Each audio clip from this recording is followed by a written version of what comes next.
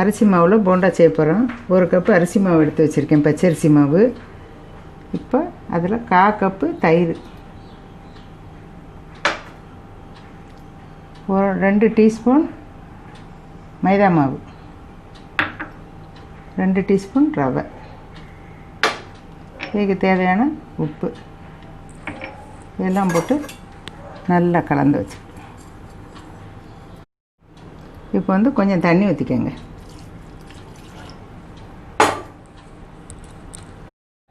இந்த அளவுக்கு கரைச்சிக்கங்க. ஒரு 20 நிமிஷம் மூடி வச்சிடும்.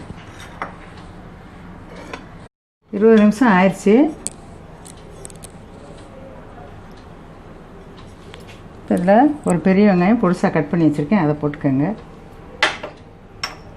கொஞ்சம் இஞ்சி பொடிசாக கட் பண்ணி வச்சுருக்கேன், அதையும் போட்டுக்கோங்க.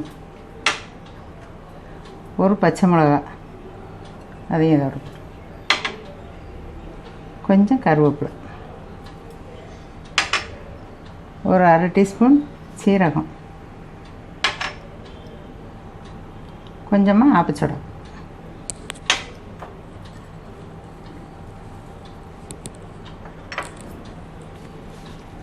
எல்லாத்தையும் நல்லா மிக்ஸ் பண்ணி இப்போ நல்லா விரவியாச்சு.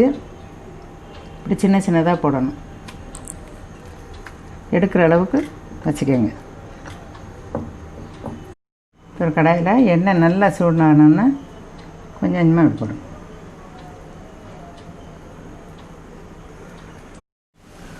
இப்போ லேசாக திருப்பி போட்டுக்க.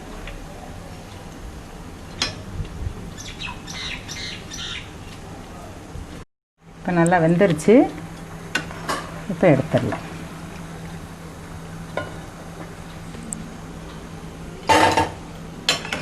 அவ்வளோதான், சூப்பராக இருக்கும். குழந்தைகளுக்கு செஞ்சு கொடுங்க, ரொம்ப ருசியாக இருக்கும்.